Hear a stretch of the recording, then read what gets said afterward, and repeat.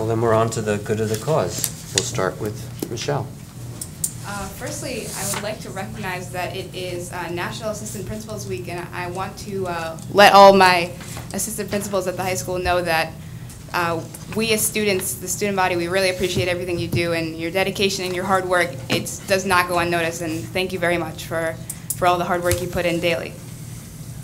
Also, now that I'm coming closer to the end of my term at East Brunswick High School, I have had a lot of time to think about the classes and the parts of the school that I love the most, and I couldn't help but think about one specific class that I'm taking this year that I love so much, and I really want to speak to you guys about it. That is the humanities class.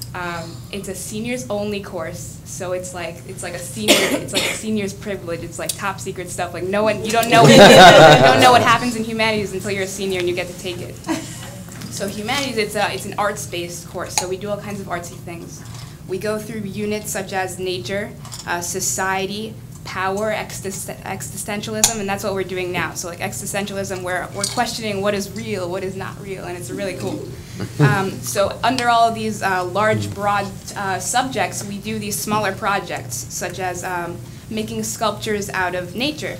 We went into the wooded area and we took branches that had fallen from trees and we made sculptures out of them. That was really cool and fun. We did a part of the class where we appreciated society, and so we put on Muppet shows for children, explaining about society and the things we love about it and teaching them lessons. And following that, we did a lesson about hating society, where we formed punk bands and sang about the things we hated about society. We studied the Ramones and the Misfits and how to dress like a punk rocker, and then we all had a battle of the bands, and it was so cool. Everyone brought in instruments. The music was not the best, but the experience was great. And finally, we do throughout the year. The biggest project of the year, it's mostly last quarter. You come together with a group and you have the opportunity to make a film. The film is boundless. You can make a film about anything, a music video, a documentary, a short film, a silent film, anything you want, and you have ultimate freedom. And at the end of the year, we all sit together and watch them all the best ones, because it's kind of like a competition. So that's what everyone is infatuated with now, is, oh, when are you filming, making a script? And so through all, and there's so many other projects that you have the opportunity to participate in. And through this class, it's not just about having fun and having a laid-back period where you have a brain break from statistics or from AP English. You also learn how to succeed with a group and how to work with other people that you like, and maybe some others who you necessarily don't like, because you become a community with your class, because you're doing these things and opening about your feelings, lots of things that you don't do in a normal class. You also learn that you can be extremely artistic even if you can't draw like me. And most importantly, you learn how to voice your opinions and how to share respectfully and intellectually. And I've appreciated all these skills and all these experiences I've had in this class. And for all the juniors and sophomores who haven't taken it, it's an amazing class, and everyone has the opportunity. So this is just one of the things I've appreciated at East Brunswick High School. Thank you. Thank you. I was wondering if Park's going to have a way of testing that soon, too. Yeah, right. I hope not. I hope not. Can I piggyback on her for a second? So I graduated a couple of years before you, and I had exactly a couple or a few just a few. But humanities was one of my favorite parts as well. We actually had it in trailers because we had 3 sections. We split it up between 3 of our teachers.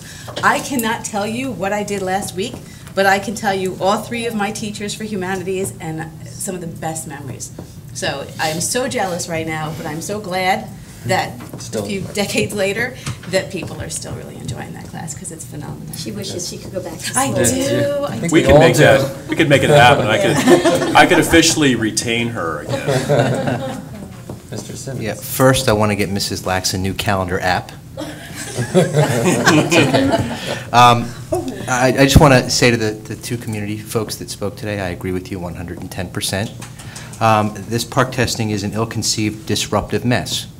I do hope that the state, as Mr. Jacoby points out, it looks like the state is looking at this. I hope they do it very quickly, because from what I've seen so far, I am wholly unimpressed, and I'm not sure why they would tinker with what was already in place. It seemed to work. Now this notion of, and I'll be honest with you, and I have nothing to go on other than instinct, I'm not sure the kids are taking this seriously. The ones that are not opting out, that is. It is pulling our staff. It is just disrupting everything. I do hope that this is fixed. So understand that, at least from this seat, we get it, okay? And we're hoping that it is fixed. That's all I had to say. I think there's only one reason that the state's doing it. We're not a state that's known to be deficient in our ability to achieve a high-level public education. So the only reason the state did it was because they needed the money, and that's pretty obvious. I'm sorry, Mrs. Howard.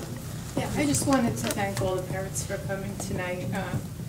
No longer having children in the schools myself, you brought to light for me what this experience has been like for you and to our children, and I do appreciate it. Thank you. Extremely valuable, and this is why I did it. Thank you. So, Mrs. Becker. I also wanted to thank you and all the other parents who have been coming, and I would be interested in seeing a copy of those resolutions. I don't know if you have them with you, but okay, yeah, I would be interested. Thank you. Mrs. Shaw. You know, I agree with so much that these families have spoken about as well. But I don't want us to become so set in our ways that we can't see that testing and evaluation of our students might need to change somewhat over the years. I mean, we are teaching kids in a very different fashion than we ourselves were taught. I think even parents of kids that are very young would admit that education has changed greatly in the last 10 to 15 years. So I think that we should perhaps you know, maybe give a pass on the technology part of it, because I do believe that that is going to be the future of testing in the United States. And, you know, I just want us as families and concerned parents to be open to certain changes that I think will become necessary as time goes by. And so to say that the system isn't broken doesn't necessarily mean that we can't push for better things. So, although I agree that, you know, there has been a massively bad rollout of this examination, and I do believe that you are 100% correct that instructional time has been wasted, I just want us to maintain an open mind about improving things for our kids as time goes by, and not saying, oh, NJS or the HESPA test was, you know, the answer for the next 50 years, because I don't really believe that it is. So I just want us to be open to making changes as our kids, our society, our system of education evolves. Mrs. Becker? I just wanted to add to that. Mary, I do believe you're right in terms of the place of technology in standardized tests. I look forward to a time when we're not so reliant on standardized tests. We've all done some discussing, and I know I've done a lot of reading about change that's taking place at colleges across the country, that a lot of the courses are moving towards project-based assessments, where kids get to take what they've learned and literally apply it in some kind of a project form relevant to that course material. It would be kind of idealistic to think that public schools, K-12, could move to that sooner rather than later, but it is very encouraging to know that what's going on at the higher education level, because there often is a trickle-down effect. Dr. Valesky? I just want to take the opportunity to publicly say something that I've said before, and I want people to understand that, yes, it appears we spend a lot of time preparing for PART, but the reality is we spend a lot of time preparing our technology for instruction, and we just happen to be able to use that technology for PART. So I didn't want people to lose sight of the fact that while PARC is an issue we have to deal with, the technology that we deployed this year for the administration of PARC, we are going to see that being utilized every day in the classrooms. And that is a significant change in the way we deliver instruction, the way students interact. So I think that is something that I don't want people to mingle the two together and think the technology was just for Park.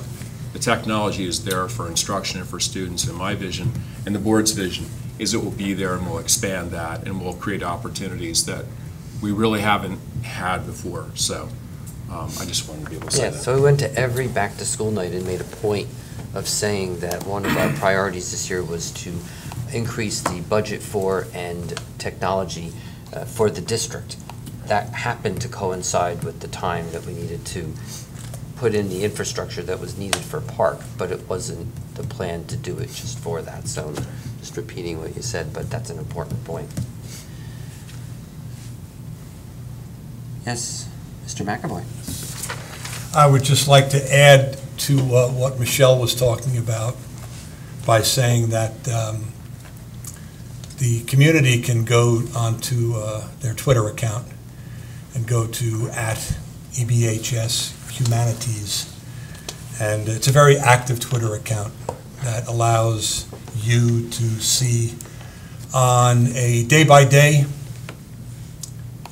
sometimes hour by hour and even minute by minute progression of what's going on in the classroom. Kudos to the humanities teachers for having such active Twitter feeds that allow the moms and the dads, the brothers and the sisters to see exactly what's going on.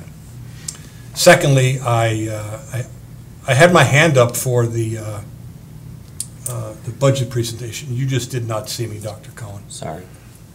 I want to make it very clear to the public that our silence does not mean that we have not done our due diligence with regard to the budget presentation. Now, I'm speaking for myself, but my words echo all of the other 8 members of the Board of Education, I think. I was provided with a proposed budget, Mr. Juliana, 2 months ago, something like that.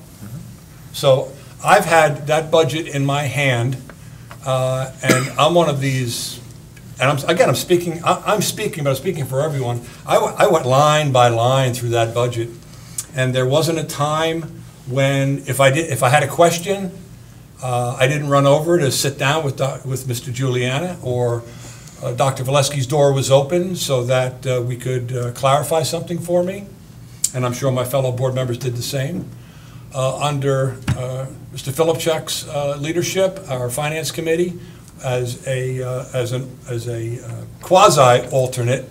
Usually I was an alternate, but now I'm in a position where if someone can't make it, because of the time that I have, I can come to the meetings. And at the finance meetings, we would go over and we would talk and we would discuss. In closed session, we would go over and we would discuss and we would talk.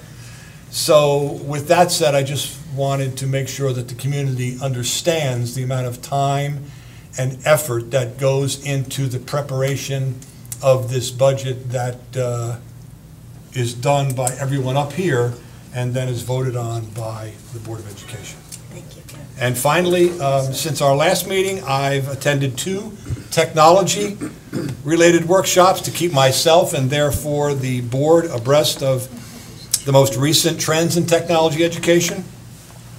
The 2-day workshop at St. Peter's College in Jersey City, which was attended by Mrs. Gulick and Mr. Scanlon and 5 other teachers.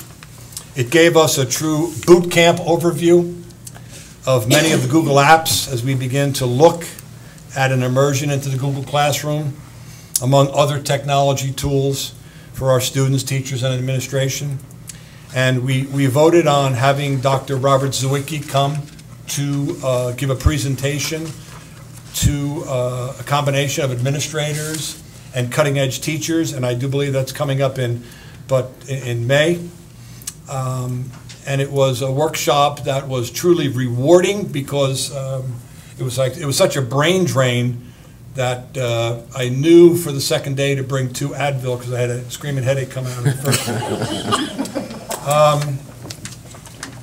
That's all I have for this evening. Thank you, Dr. Cohen. Thank you, Mr. McAvoy. Is there anyone else that'd like to? Mrs. Chu.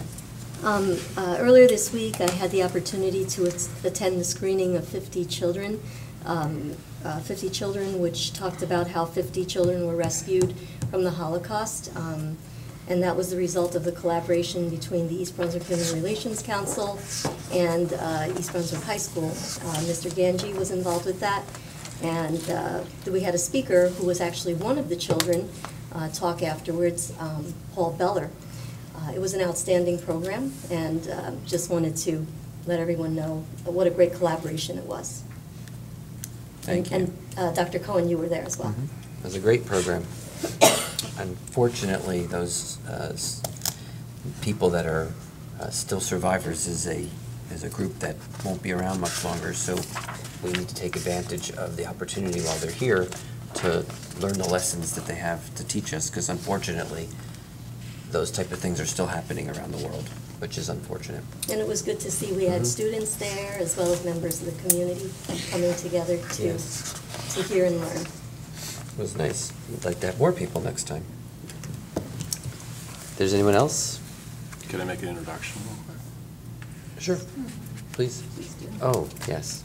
Go ahead. We have in the audience Mr. Ed Leopold, who, by the board's action tonight, will be appointed as the new Chief Information Officer of East Brunswick Public Schools. Mr. Ed, congratulations.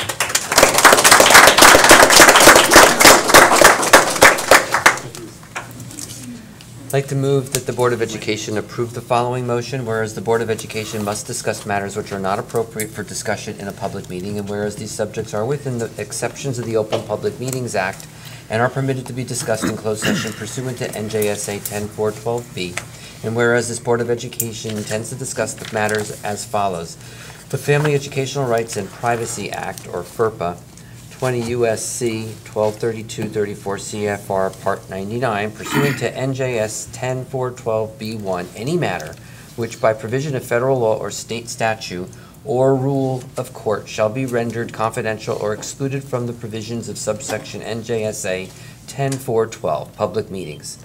The legal citation to the provision at issue is the Family Educational Rights and Privacy Act, USC 1232-34 CFR Part 99, and the nature of the matter being described as specifically as possible without undermining the need for confidentiality. I'm sure you all got that. HIB case HMS 1415018. Whereas the length of the closed session is estimated to be 60 minutes, after which a public meeting of the board shall reconvene and immediately adjourn. Now therefore be it resolved that the Board of Education will recess into closed session for only the aforesaid subject, and be it further resolved that the East Brunswick Board of Education hereby declares that its discussion of the aforesaid subjects will be made public at a time when the public's interest in disclosure is greater than any privacy or governmental interest being protected from disclosure in accordance with the Open Public Meetings Act. So moved. Mrs. Becker, Mrs. Shaw, is there any discussion? All those in favor? Aye. Opposed? Abstentions?